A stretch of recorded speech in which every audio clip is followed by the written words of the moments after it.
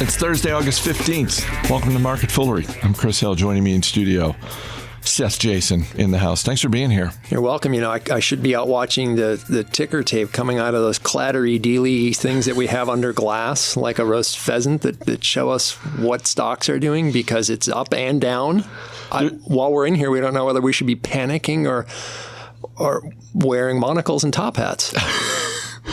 Can't we do both? Can we do both? We're going to talk retail today. We're also going to talk a little bit of artificial intelligence since you and I and Jason Moser had a good time on YouTube yesterday. We talked about an AI yesterday. Yeah. I would like to purchase an AI. Yeah, you can go into stores and buy one. Speaking of buying stuff, let's start with Walmart. Second quarter, same-store sales up nearly 3%. This is the quarterly reminder that Walmart sells a ton of stuff. A lot of $130 billion in revenue in this quarter for Walmart. Yeah. Everyone, including investors, I guess the stock was up 5% or something when I looked, near an all-time high, I guess, still. Pretty excited about this. I thought it was a decent quarter, but there were things in there which surprised me and made me a little less sanguine to hit the good points. I guess this was 20 quarters now, consecutive quarters. That'd be 5 years of growth. Pretty good. They gained share in grocery, which I think is important for Walmart. Something like 56% of revenue now is grocery. And I have to say, as somebody who's not a fan of Walmart in general, I don't enjoy the shopping experience, their grocery is always impressed me. And I think it's a similar situation to Costco. They have buying power. They have scale. You go in there, things turn over rapidly. They generally have pretty good stuff at pretty good prices. And so that is good news for them. Bad news, if you sell to Walmart, apparently is that, this whole inflation and tariff thing, not a huge deal at Walmart right now, although analysts who do this sort of thing apparently priced a basket of stuff and said that you're paying about 5% more than you were last year, which kind of puts that 2% comps or 2.8% comp growth in perspective. On the other hand, more cost increases are being borne by the suppliers to Walmart. So say you and I buy some stuff from China that we then reconfigure and or move it on to Walmart. We're the ones getting pinched. This is the classic of getting Walmarted back in the day. This is how Walmart was able to consistently drive down prices. They have the scale to continue doing that. And so consumers who are not seeing inflation as a result of the trade war right now, they have Walmart to thank for that a little bit. But that can only go on for so long, right? You can only squeeze the suppliers for so long before they cry uncle or they just can't do it. I'll just throw in there another good quarter for e-commerce. They continue to grow that channel. And I think something like 37% growth again. Yeah. And I think that, you mentioned the groceries. I think it's impressive to see a company, particularly a company of this size, very clearly stating what they're going to be doing, what their vision is, and then executing against that. And with every quarter like this, because I agree with you, this was a good quarter. Somewhere in the good to very good range. This was not some amazing quarter for Walmart, but their ability to continue to grow the e-commerce channel makes the acquisition of Jet.com, and I think they paid $3 billion for Jet.com, just makes that look better and better with every quarter like this they put up. It does, unless you care about the profitability there. And this is where they're actually buckling down a little bit, trying to get rid of one of their, Cloth Mod, or one of the women's apparel online buys they made, and trying to tighten their belts there because they're losing more money online, and those losses are growing, and they're telling investors to brace for it. And that is interesting and probably counterintuitive. Most of us probably think that, hey, online sales should be easy because once you've got your computer set up over there, then everything else should scale really quickly, and it doesn't work that way. Part of the reason is you have to be advertising like crazy and so on. I think that Walmart's position in grocery and the ability that they have to have people order and then pick up might make that scale more quickly and get to profitability more quickly. Hopefully that works out for them, because Walmart is already huge and they need this to kind of fit in nicely with their distribution. And you don't want to see them continue to lose money or continue to lose even more money on this forever. They probably would pull out before that would happen. Walmart cares about profits, but I'd like to see that turn sooner. Well, and welcome news in the retail industry in the wake of yesterday with Macy's, the dumpster fire that is Macy's, and not that my recollection is department stores. Well, my recollection is not so much that Macy's was doing a lot of blaming of the consumer, but you look at Walmart's quarter, and it for any retailer that is struggling, be very careful about coming out on the conference call and saying, well, the consumer spending is not what it used to be. And it's like, well, I don't know. It seems like consumers are spending. Maybe they're just not spending at your place. Yeah, it's in different places. Let's move on to Tapestry, which is the parent company of Coach and Kate Spade, a couple other brands as well. The stock. Mr. Weitzman, right? Stuart Weitzman. Yes. Which is not really safe for work sometimes to look at that segment of to go to that website. Really? I remember the first time I said, I don't know who this is. And I looked, it seemed really racy. I thought I was going to, HR was going to come over. Isn't that a shoe designer, Stuart Weitzman? And I seem to remember that what I saw was mostly somebody wearing just shoes. So I'm just saying. Well, whatever that strategy is, not safe for work. It ain't working for Tapestry because the stock is down 20% this morning.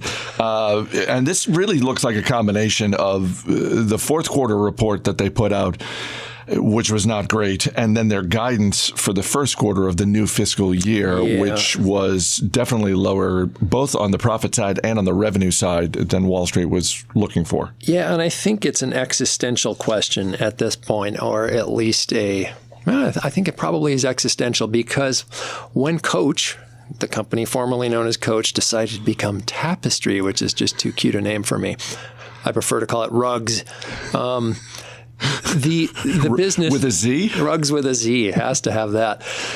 The idea there is that, hey, we're more than just the Coach lifestyle brand. We're so good at this that we can buy other lifestyle brands and see them grow. Now, Weitzman is growing pretty quickly, but it's a small revenue base and it's still unprofitable. So that's not helping a ton right now.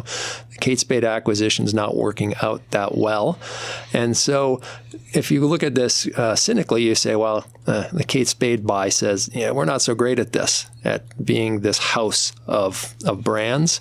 And then you have comments by management saying, we're not really going to do any acquisitions for a little while. That also suggests you don't think you know what you're doing, or that you just can't find good bargains in this space, neither of which of those situations is great for a company that basically is telling you, we're not just Coach stuff, we're more than that.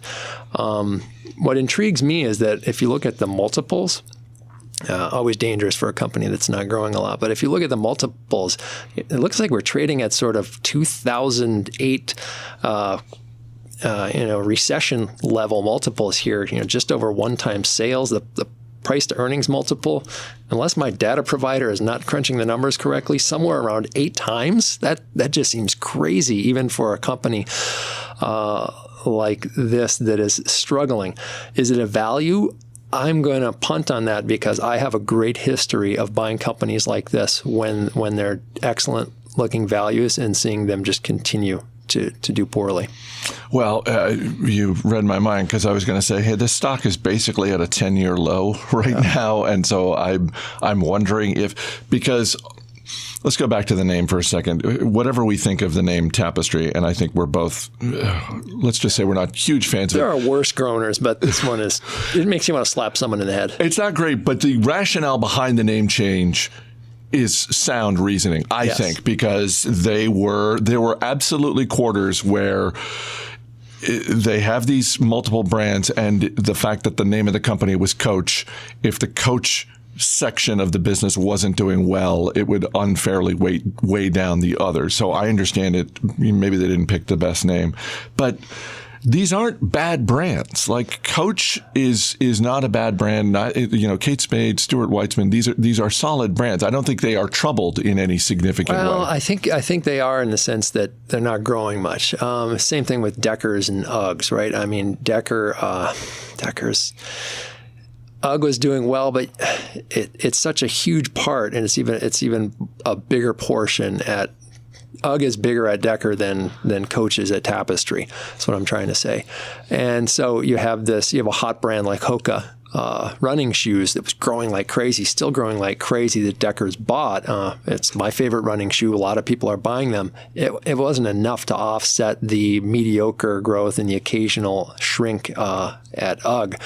And so if you're a family and you own Tapestry, you're probably fine. You're going to batten down the hatches and just get a bunch of cash flow and nurture these brands in a way that just pays you. If you're a public market investor like we are, I think it's a lot scarier. David Gardner is our guest on Motley Fool Money this weekend, so plan accordingly. Just one little housekeeping note. Does that mean like get your 12-sided die out, or No. I mean, get ready there. Get ready to take some notes. Take some notes. I want to play D&D with David. Does he still do that? I don't know. I hope so. I don't know. Are you? I've never played Dungeons. Oh, it's fun, and I think it would be so much more fun with David. I need to go to game night. Yeah, I was going to say, I think that's probably easy to arrange. I mean, given David's enthusiasm for board games, yeah, I bet you could swing that. So as I mentioned at the top, yesterday afternoon, you and Jason Moser and I did a live event on YouTube, 30 minutes. Took questions from the viewers, but the main topic we were talking about was artificial intelligence, augmented reality, areas that both you and Jason have really dug into lately. And having done a few of these live Q&As on YouTube, my experience as sort of the person hosting it has been that we have a topic that we're talking about, and then once the questions start to roll in, the questions are about generally whatever stock is on a given person's mind. It's a pretty wide range. I was pleasantly surprised to see the questions that we were getting yesterday almost across the board were about AI and AR, which tells me a couple of things. One, people are really interested in these two areas. And two, and this is something we talked about on the video, is there are so many applications. I mean, it's, I said that I tend to think of augmented reality. My first go-to on there is Pokemon Go. I just have this very narrow. You remember dodging those people on the running trail, right? Yeah. You were staring at their phones. So there's that, and then with AI, it's just everything. Well, I was going to say it's HAL from Space Odyssey 2001. Scary AI. Yeah. So, but we start getting all these questions about what do you think of the applications in the pharmaceutical industry? Yeah. What do you think about tourism, hospitality? How did we get a piece of the internet that was so on topic yesterday? That was awesome. Yeah, it really was. Did any questions surprise you?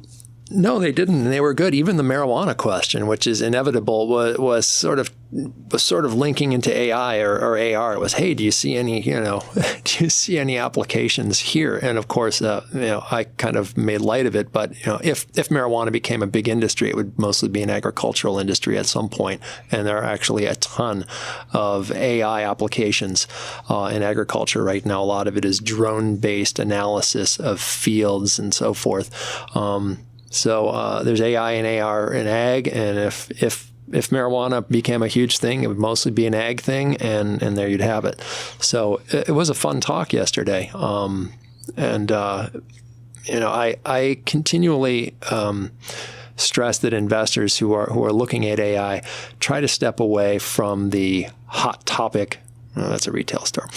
From the hotness of the idea. In other words, it's tough to just go try to find this little weird AI pure play that's got some kind of technology that's going to change the world, and it's going to go from a $500 million company to a $500 billion company. As I mentioned yesterday, the global market for ideas in artificial intelligence is sort of saving us from the opportunity to do that, which is both good and bad, because a lot of the smaller AI shops that are doing interesting things with algorithms or with technology, they're private, and once they're interesting, somebody else buys them. The opportunities for us public market investors really lies in sifting through companies that we like and I think that are already strong companies who are then able to really augment what they're doing to really increase their effectiveness by using artificial intelligence. And this is not so different from taking a look at companies who were among the first not to sell computer products or something, but to adopt them and to adopt them intelligently. Same way with the internet. There were a lot of there were leaders like Amazon who were first to try and sell a bunch of stuff over the internet. But then you have a company like much later, I guess, Lululemon or somebody who comes along and says, well, we can figure out a way to make e-commerce work for us in a way that works also for our bricks and mortar stores, and really do a lot better. And you have to look at AI the same way. Try to find companies you like that are incorporating AI in an intelligent way, because everybody's going to say they're using AI, but they're not all going to be using it effectively. Real quick before we wrap up, because I'm going to, in the description of this episode, I'm going to include a link to the video. Anyone can just go to the Motley Fool's YouTube channel, which is just youtube.com/The Motley Fool. The videos are free. You can watch a lot of good stock ideas coming out of that video that we did. But at the end, you were trying to come up with the name of a British company. Reserves. No, that's an old Bill Mann joke. Graphcore? Was Graphcore. that? Graphcore. Yeah. So if you watch the video, just know that the name that Seth's trying to come up with at the end there is Graphcore, which seems like a super cool company, a chip company that is run by a couple of founders who've run chip companies before and done a good job of it. Very interesting. Unfortunately, the likes of you and I cannot buy a piece of it, but if you're Dell or Microsoft or others, you can, and you can also buy their products. Seth Jayson, thanks for being here. Mm-hmm. As always, people on the program may have interest in the stocks they talk about, and the Motley Fool may have formal recommendations for or against, so don't buy or sell stocks based solely on what you hear. That's going to do it for this edition of Market Foolery. The show's mixed by Dan Boyd. I'm Chris Hill. Thanks for listening. We'll see you on Monday.